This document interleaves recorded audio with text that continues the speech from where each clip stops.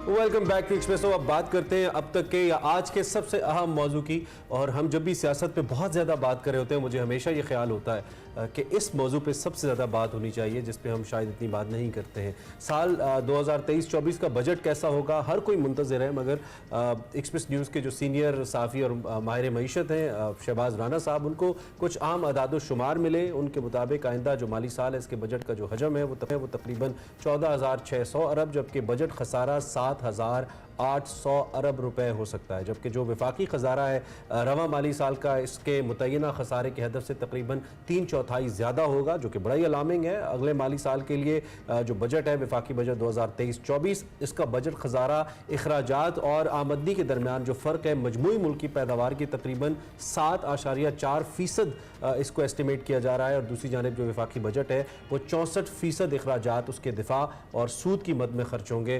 तो इसमें डेवलपमेंट फिर कहाँ से आएगी और आवाम के लिए क्या होगा, 240 मिलियन लोगों के लिए क्या होगा, दैट इज़ अ क्वेश्चन। जी, ज़राए के मुताबिक वजारत ख़जाना ने मुलाजमीन की तनख्वाहों में 20% इजाफे की तजवीज़ दे दी है, लेकिन इसहाक डार साहब ने फैसला जो है इसके लिए मामला वफाकी काबीना के लिए मौखर कर दिया है। दूसरी जानिब जी, इंटर बैंक और ओपन मार्केट के दरमियान जो फ़र्क है डॉलर की कीमत में, वो बहुत बड़ा फ़र्क है, जो कि कहा जा रहा है कि तकरीबन 18 रुपये तक का फ़र्क है।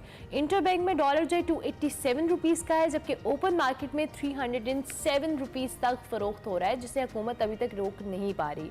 इससे इम्पैक्ट ये आ रहा है कि रुपए की जो मजीद गिरावट हो रही है। और IMF का जो मुआहदा है आपको पता है वो ताहाल नहीं हो पाया। और क्या मौजूदा बजट जो है IMF प्रोग्राम के बगैर ही होगा, और IMF के साथ अगर मुआहदा होने की सूरत में बजट कैसा होगा, इसी हवाले से आज हम बात करेंगे। हमारे साथ साबिक मुशीर ख़जाना वजारत ख़जाना हमारे साथ मौजूद हैं डॉक्टर खाकान नजीब साहब, मईशत के एक्सपर्ट हैं, ऑथर भी हैं, मईशत के ऊपर निगाह भी रखते हैं और लिखते भी हैं। उनसे ज़रा हम इसी पे राय लेते हैं कि जब 2023-24 का बजट करीब आ रहा है, हमारी मुश्किलात अपनी जगह पे हैं, बल्कि जो चैलेंजेस हैं वो बढ़ते जा रहे हैं और इसके साथ जो पोलिटिकल इंस्टेबिलिटी है वो उसको एक मज़ीद हवा दे रही है। तो इस सूरत हाल में बजट कैसा हो सकता है, what are the options and challenges क्या क्या है? डॉक्टर साहब, thank you very much for joining us early in the morning.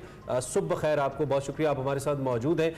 एक तो recently I was just reading one of your articles जिसमें आपने कहा कि हमें एक क्लियर पिक्चर लेना होगी, हमें किसी वेग पिक्चर की जानिब नहीं जाना है टू मेक स्टेबल डिसीजंस। अगर हम किसी वेग पिक्चर को मद्देनजर रखते हुए फैसले करेंगे तो हो सकता है फॉर द टाइम बीइंग हमें वो तस्वीर अच्छी लगे, लेकिन मुस्तकबिल में हमारे लिए चैलेंजेस बढ़ते चले जाएंगे। इसको थोड़ा सा एक्सप्लेन कीजिएगा उन लोगों के लिए जो इसको नहीं पढ़ सके। What actually you trying to say? Thank you for having me on Expresso. So एक तो ये देखिए कि ये एक ऑर्डिनरी बजट नहीं हो सकता। IMF और नॉट IMF, वेदर आप उनसे डिस्कस करें या ना करें, आपको एक ऐसा बजट देना है जिसमें आपको रियलाइज करना है कि आपका जो expenditure side of the budget है वो इतनी बढ़ गई है कि आप अगर उसको ठीक नहीं करेंगे या एटलीस्ट ठीक करने की तरफ जाएंगे नहीं तो ये बात बनेगी नहीं। फॉर एग्जाम्पल, अगर आप सिर्फ सूद की मद में देखिए, आज से 2-3 साल पहले आप लोग हैरान हो जाएंगे, हम 1500 अरब रुपया देते थे मार्कअप की मद में। इस साल हम 52 से 5500 अरब रुपया देंगे। अगले साल हम 7000 से 7500 अरब रुपया देंगे।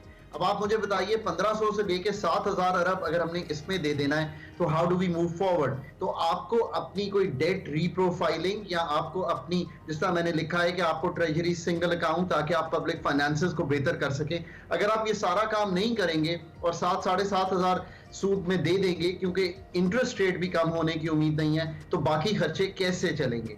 इसी तरह आपकी सब्सिडीज हैं, आपकी सब्सिडीज अनटारगेटेड है। आप आज भी इंडस्ट्री को, फर्टिलाइजर को, बिजली की मद में अनटारगेटेड सब्सिडीज दे रहे हैं। अगर आप इनको सबको इनकम सपोर्ट प्रोग्राम, बेस्ट कहें, एहसास कहें, में नहीं लाएंगे तो ये बढ़ती जाएंगी। पेंशन्स आज से 6 साल पहले 250 अरब रुपया थी पूरे हमारे वफाक के स्ट्रक्चर की। इस साल वो 550 से 600 अरब है। आप अगर इसके बढ़ने को नहीं रोकेंगे तो ये अगले 700, 800, 1000 अरब पे चली जाएंगी, तो आप क्या करेंगे? You will run out of money. ये सीरियस नंबर्स हैं। SOEs के लॉसेस जो हैं वो कहीं 400 से 500 अरब के हैं। अगर आप उस पर कोई क्लियर डायरेक्शन नहीं देंगे कि हम इनको बेच रहे हैं, PIA 90 अरब रुपए के करीब नुकसान कर रही है 2022 में। आप पूरे मुल्क के गरीबों को 300, 350 अरब रुपया देते हैं। Be very serious, these issues are extremely serious. But अब एक और नई चीज हुई है, ये इतने बढ़ गए हैं कि कि अगर इनकी सर्जरी नहीं करेंगे बजट में, मैंने कल एक ट्वीट किया, मैंने कहा आप IMF की कंडीशनैलिटीज को तो बहुत बात करते हैं, आप ये बताइए कि आपने अपने ऊपर ये कंडीशनैलिटी लगाई कि हम SOEs के लॉसेस नहीं होने देंगे, हम बिजली के लॉसेस नहीं होने देंगे। ये वो चंद चीजें हैं। अभी टैक्सेशन स्ट्रक्चर को तो अगर आप छोड़ ही दीजिए, मैं सिर्फ आपके उस रिफॉर्म की बात कर रहा हूं जो आपका स्पेंडिंग रिफॉर्म है। अगर आपके घर में किसी तरह, जिस तरह आज इन्फ्लेशन है, मैंने हर दफा कहा है अपनी स्पेंडिंग को पहले कर्टेल कीजिए, फिर इनकम बढ़ाने पे जाइए। इसी तरह आपका डेवलपमेंट बजट है, आप हैरान होंगे हमारी डेवलपमेंट साइड पे, और आपने जिनका जिक्र किया शहबाज का, आई थिंक आज भी अभी उन्होंने मुझे भेजा है अपना आर्टिकल स्पेंडिंग साइड पे, 700 अरब आप खर्च करेंगे डेवलपमेंट स्पेंडिंग में, 700 अरब। आपके प्रोजेक्ट जो पड़े हुए हैं वो 10 से 12 हजार अरब के हैं। अब आप मुझे बताइए कि क्या या तो उन प्रोजेक्ट्स को क्लीन अप करें, उनको खत्म करें, ताकि आने वाले वक्तों में आपके पास उतना ही एक्सपेंडिचर हो जितना आपकी स्पेंडिंग की नीड्स हैं, जितनी आपकी डेवलपमेंट की नीड्स हैं। These are the serious issues that you have to sort out. अगर हम इनको सॉर्ट आउट नहीं करेंगे तो ये मसाइल हल होंगे नहीं। एट ऑर्डिनरी बजट विल हमारी जो प्रॉब्लम्स हैं उनको बढ़ा सकता है, कम नहीं कर सकता। ट्रैजेक्टरी को ठीक करना बहुत जरूरी है। अच्छा डॉक्टर खाकान, अभी ये जो सारे फैक्टर्स और नंबर्स आप बता रहे हैं, दो दे आर वेरी अलार्मिंग, लेकिन अनफॉर्चुनेटली जब भी बजट आता है उससे पहले, इस बार तो आपने खुद भी कहा डिफरेंट बजट होने वाला है, क्योंकि अभी जो सूरत हाल है वो कुछ अच्छी नहीं है। हर बजट से पहले इस तरह की बातें की जाती है, लेकिन अनफॉर्चुनेटली हमारी हुकूमत का जो फोकस है या प्रायोरिटी है वो इन सारी चीज़ों पे नहीं है। हम शॉर्ट टर्म प्लान या शॉर्ट टर्म गोल्स की तरफ जाते हैं और उसका नुकसान हमें लॉन्गर रन में होता है। और ये एक साल की बात नहीं है, सालों साल से मामला चलता रहे, तभी आकर अभी हम इतनी वर्स्ट सिचुएशन में हैं। सो लॉन्ग टर्म प्लानिंग और उसका जो इसकी इम्प्लीमेंटेशन है, आपको लगता है कि हुकूमत इस फेज में है या इस सिचुएशन में है कि वो कर पाएगी इसको बेहतर अंदाज में?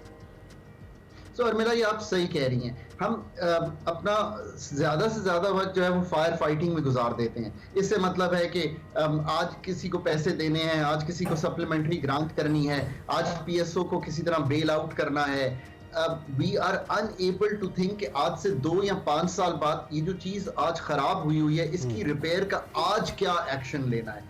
और बजट में, और चूंकि जो डॉन का मेरा आर्टिकल है उसका तो टाइटल ही है कि budget needs a serious repair. अगर आप रिपेयर नहीं करेंगे इन चीजों को, तो जो आज से आने वाले हमारे 2, 5, 8 साल के बच्चे हैं, जो हमारी अगली जनरेशन है, उन पे ये बोझ बढ़ता चला जाएगा। मतलब हम एक बड़ी आसान सी मिसाल दिया करते हैं, आपको याद होगा, सब हुकूमतें देती हैं कि एक हुकूमत आई तो 6000 अरब का डेट था, फिर वो बढ़ के 24,000 हो गया, अब वो गए तो 45,000 हो गया। सो ये बढ़ता चला जा रहा है। क्या हमने कोई ऐसी चीज की कि हम इस बजट के खसारे को कम करें ताकि हमारे डेट का बढ़ना कम हो?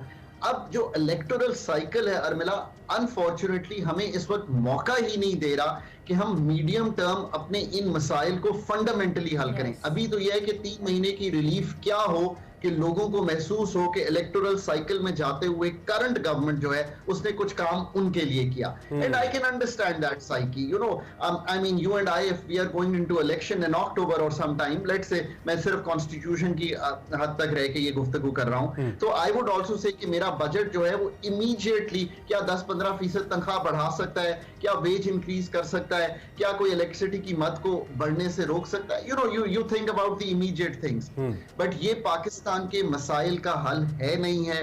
और इससे ये 2-3 माह तो गुजर जाएंगे, बट किसी को आके इन मसाइल की सर्जरी करनी पड़ेगी। अब मैं इसलिए IMF की इस वक्त डिस्कशन नहीं कर रहा, बिकॉज देन सारी डिस्कशन स्क्यू हो जाती है कि IMF आएगी, कोई पैसे दे देगी, ये वक्त गुजर जाएगा। आज चूंकि आपने अच्छा किया कि बजट से टॉपिक को शुरू किया, तो क्या हम बजट के ये जो चैलेंजेस, अभी मैं और आप भी समझ सकते हैं ना कि ये सब्सिडीज जनरल नहीं होनी चाहिए, मैं और आप समझ सकते हैं ना कि अगर मुझे 10-12 हजार के डेवलपमेंट प्रोजेक्ट्स हैं तो उनके लिए हमें एक खतीर रकम रखनी है। ये कल जो गवर्नमेंट ने बात की, ये सही बात की, but then what to do about it? So you know, these are the real issues. अच्छा, एक तो हमने पिछले टाइम के अंदर खास तौर पे जो इमरान खान साहब का वो जो, एक तो एमनेस्टीज की मुझे समझ नहीं आती, दुनिया भर में। पता नहीं हम ये टर्म्स कहाँ से निकाल के ले आते हैं कि दुनिया भर में मुझे नहीं लगता कहीं पे एक ऐसा मुल्क जहाँ पे पहले ही लोग इतने कम टैक्स होते हैं, वहाँ पे एमनेस्टीज उठा के ले आते हैं और फिर वो पैसा लगता भी उसी सेक्टर के अंदर है जिसमें पैसा अंदर ही गोल गोल घूमता रहता है। हमारा पैसा, हमारी ज़मीन हमें नहीं खरीदी, हमें नहीं बेची, एक सर्टन तबका जो है वो शायद उसमें से कुछ मनी लॉन्डर करके उसमें से मशहूर ठीक हो जाता हो, लेकिन सर्टनली इकोनॉमी को उसका कोई फायदा नहीं होता। एक तो इसको किस हद तक लगाम डालने की जरूरत है। मुझे मालूम है कि ये बहुत मुश्किल है, चूंकि जो माफियाज इसके अंदर इन्वॉल्व है वही माफियाज तो बैठकर तजावीज दे रहे होते हैं बजट बनाने की, but how is it possible to do it? I think this is the fundamental thing to be fixed, I believe doctor साहब। 100%। अगर आप अनप्रोडक्टिव एरियाज में एमनेस्टी देंगे, फॉर एग्जांपल रियल एस्टेट को आप एमनेस्टी देंगे, आप क्या चाहते हैं? आप चाहते हैं कि इन्वेस्टमेंट जो है आप इंसेंटिवाइज करें कि वो रियल एस्टेट में जाए? Absolutely not. इसलिए कि रियल एस्टेट से ये कहना कि बिल्कुल कुछ सेक्टर चलते हैं बट वो हमारी एक्सपोर्ट का हिस्सा नहीं बनते, बल्कि वो हमारी इंपोर्ट को बढ़ा रहे होते हैं।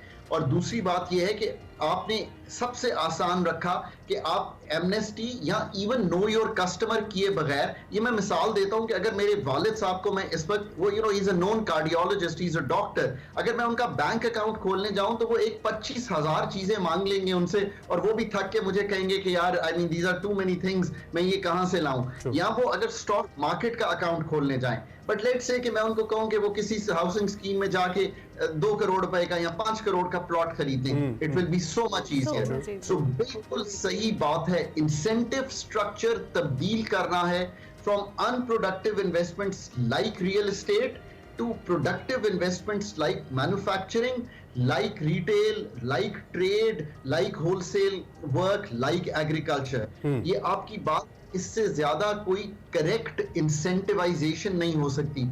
5 साल बाद हमने ये कहा हुआ जो मर्जी कमाया हो रियल एस्टेट में in terms of gain, 1 crore का प्लॉट 2 करोड़ पे बेचाओ, हम आपसे कैपिटल गेन्स नहीं लेंगे। ये बात दुरुस्त नहीं है। हमें आपकी उस इनकम को टैक्स करना चाहिए। इससे मैं बजाय पैसे कहां रखूंगा? मैं पैसे रखूंगा स्टॉक मार्केट में, मैं पैसे रखूंगा किसी नई इन्वेस्टमेंट में जिसमें आप बेटिंग इज नॉट बैड। ये लोग समझते हैं कि जी ये बेटिंग इज बैड, या आप जो जाकर पैसे लगाते हैं कि ये चीज बढ़े, पर मैं बेट इस चीज पे करूं कि कल एक्सप्रेस चैनल जो है वो बहुत अच्छा चैनल बने, वो दुबई में भी अपनी ब्रांच खोले, वो लंदन में भी अपनी ब्रांच खोले, वहां से एड्स लेके रेवेन्यू पाकिस्तान लाए।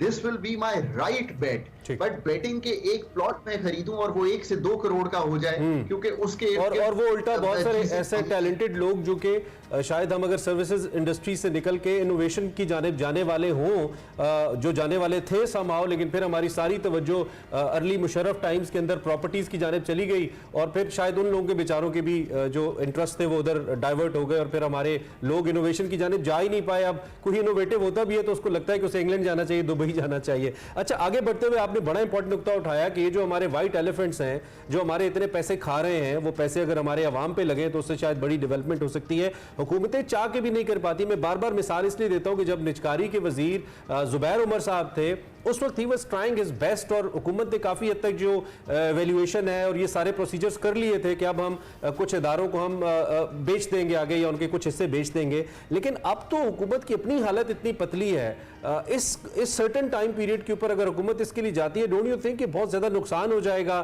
ना वो वैल्यू मिलनी है और इदारे भी हाथ से चले जाएंगे, या आपको लगता है कि नहीं ये किया जा सकता है, विल चाहिए इसके लिए?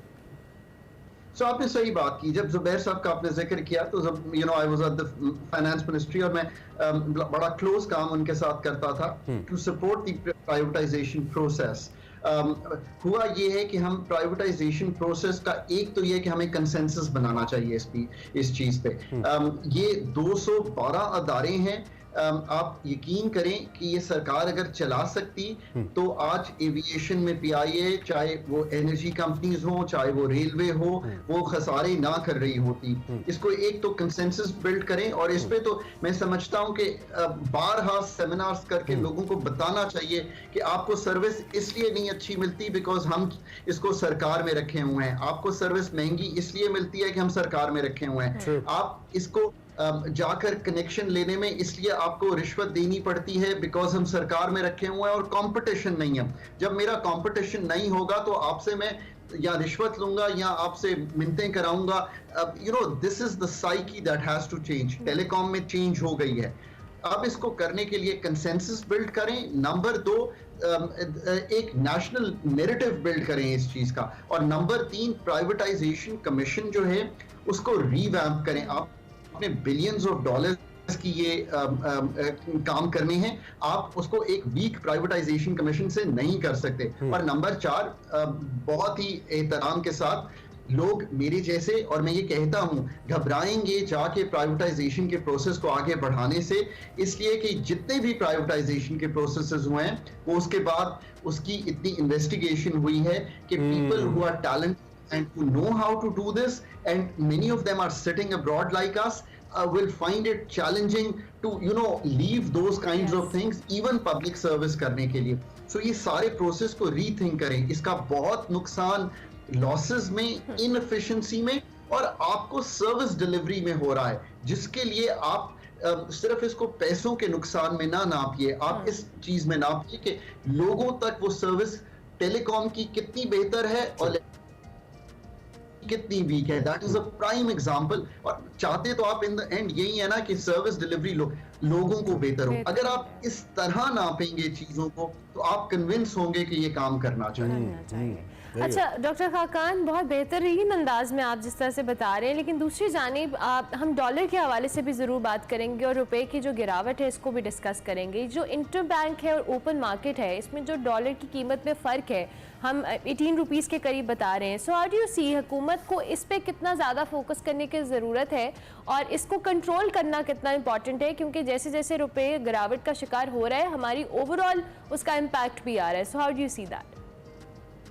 अरबिला, मैंने हर दफा आपके प्रोग्राम में एक ही बात की है कि एक इंटरनेशनल आर्किटेक्चर है। जो मुल्क माली खसारा या जिसको हम बैलेंस ऑफ पेमेंट्स का चैलेंज कहते हैं, यानी कि जो इनफ्लोज कम थे, डॉलर के आउटफ्लोज ज्यादा थे तो हम एक तकलीफ में आ गए, उसमें आता है तो जो लिक्विडिटी क्रंच है उसको IMF सॉल्व करता है। सो एक तो 3 नवंबर से आज यहाँ खड़े हैं, IMF नहीं हुआ, इसलिए इनफ्लोज कमजोर हैं। जब तक इनफ्लोज नहीं बढ़ेंगे इन द शॉर्ट रन हम इस मसले से नहीं निकल सकते। और वो इनफ्लोज मल्टीलैटरल्स यानी कि IMF, world bank, ADB, friendly countries, commercial से मतलब है कि दुबई के बैंक, चाइना के बैंक, इवन कई हमें यूरोपियन बैंक सपोर्ट करते हैं, ये सब रुके हुए हैं। अब अरमिला, मैं आपको एक ऐसी मिसाल देने लगा हूं कि you will really be convinced कि ये सही बात है। 20 मार्च को श्रीलंका का प्रोग्राम IMF का अप्रूव किया IMF ने, ठीक, कंट्री डिफॉल्ट कर गई थी। फरवरी में उनका जो श्रीलंकन रुपया था वो $1 के एवज 360 रुपए का था, ठीक। उसके बाद जब प्रोग्राम अप्रूव होता है तो वो 340 के करीब आता है। आज जब मैं आपसे बात कर रहा हूं तो वो 305 रुपए पे ट्रेड हो रहा है। यही चीज पाकिस्तान के साथ होती, अगर पाकिस्तान IMF के प्रोग्राम में होता तो रुपए की स्ट्रेंथ बेहतर होती। राइट डॉक्टर साहब, थैंक यू वेरी मच, आपका बहुत शुक्रिया। आप ये क्योंकि बहुत वसी मौजूआत है, इसमें इतने कम वक्त में मुकम्मल तौर पे बात करके नहीं, लेकिन जो पॉसिबल हो सका इंशाल्लाह हम बजट के साथ साथ और नशिस्तें भी करेंगे। आपका वक्त हमें चाहिए होगा। आप डॉक्टर खाकान नजीब को सुन रहे थे। बजट कैसा होना चाहिए, बजट में कौन से फैसले हैं जो कि क्लियरली लेने की ज़रूरत है, जो कम से कम हमारी डायरेक्शन को कुछ हद तक ठीक कर दें। रिजल्ट्स तो बात की बात है, इस पर हम बात करते रहेंगे। एक ब्रेक लेते हैं, ब्रेक के बाद लिंक करते हैं।